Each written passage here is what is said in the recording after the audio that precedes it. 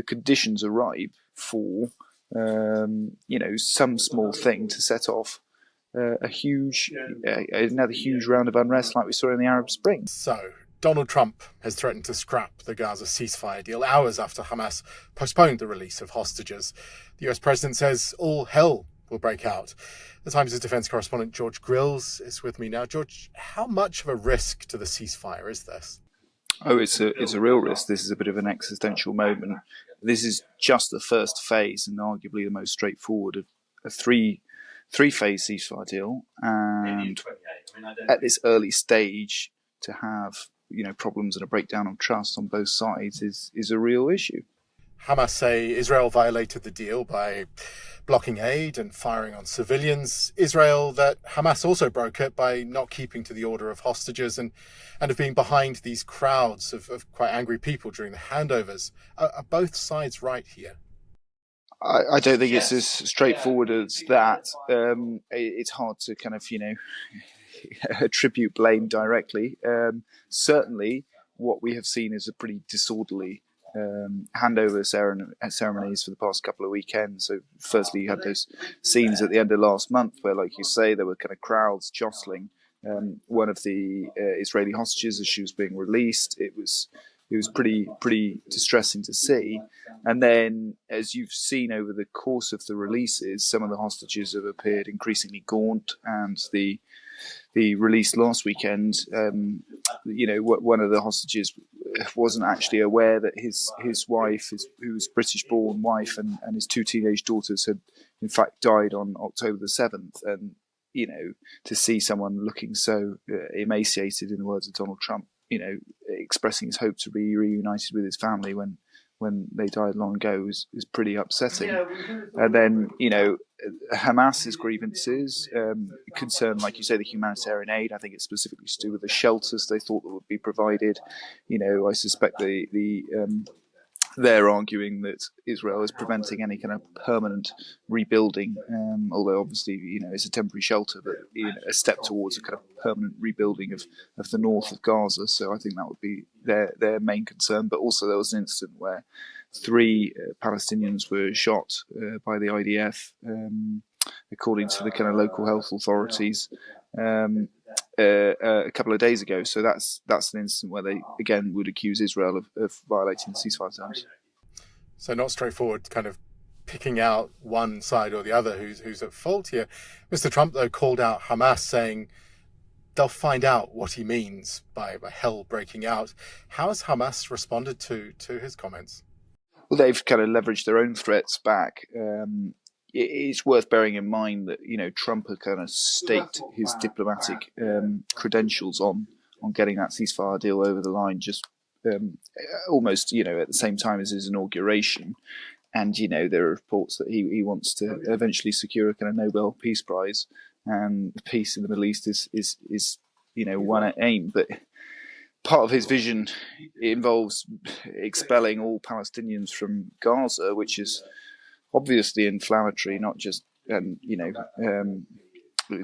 Palestinians, but also for the wider Arab world. And the US, most people think of it as being a strong ally of Israel and that being its main partner in the Middle East, and perhaps it is, but it also has significant relationship with both Egypt and Jordan, who are the 2 countries that Trump is now kind of threatening to dump millions of Palestinians on, which could cause huge unrest in those 2 countries as well. I suppose without direct US military involvement, it would be action by Israel that's being threatened here. What's been the response to all of this in Israel? Well, there is a contingent of kind of extremists who were always opposed to the ceasefire, and Itamar Ben-Gvir, who was a kind of minister in Netanyahu's coalition. Ideally, Netanyahu would like him back in his coalition to kind of maintain his the strength of that coalition. Anyway, he quit over the ceasefire deal initially, and now he said, let's restart the war in no uncertain terms. And so there is pressure from the right in Israeli politics, certainly to get back to fighting. On the other hand, you've also seen huge protests again in Tel Aviv, where most of the kind of demonstrations from hostages' families tend to take place, where they've been saying, absolutely must free all the remaining hostages as well. So, as throughout this conflict, domestic Israeli politics have been extremely important in determining what happens next. We've seen those thousands and thousands of Palestinians heading back to the north of Gaza in the first weeks of the ceasefire. How bad would a return to active hostilities be, given these people are in, as you say, often pretty ramshackle shelters?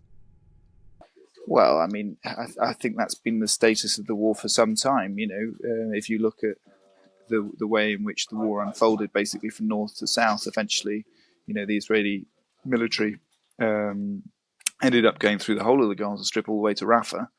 And by the time they reached Rafah, most people were living in tents there. So it's, I think you just need to look back at the war over the past year, or so, just to see what would happen in the north again. It's just as families are kind of trying to rebuild their shattered lives. Mr. Trump's plan to help with those shattered lives is suggesting 2 million Palestinians will be moved somewhere else. How much is his Riviera idea affecting prospects for a second phase of the ceasefire? I think it's for Hamas. It just kind of says, because the second phase deals with who is going to be in charge of Gaza and these kind of thornier political questions in due course, and obviously the West under the Biden administration was kind of looking at some sort of iteration of the Palestinian Authority. Now Trump's kind of screwball remarks about expelling all Palestinians and turning it into the Riviera of the Middle East is, it completely blows up the idea of even some sort of other Palestinian rule in Gaza, saying there will be no Palestinians in Gaza. So it completely changes everything to do with the subsequent phases of the ceasefire deal. And you can see the desperation that this has triggered among the US's allies in the Middle East, in Jordan and Egypt, because, the King of Jordan is going to Washington, D.C. to desperately try and to make his case there, to say, please don't do this. We already host 2 million Palestinian refugees. This could really, cause major unrest in my country as well. So it's a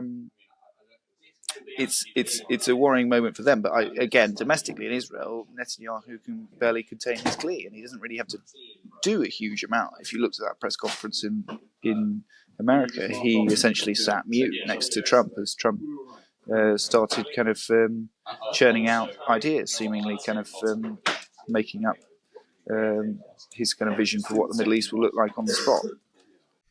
We have seen Middle Eastern leaders not being mute. They've been united in their condemnation of this plan.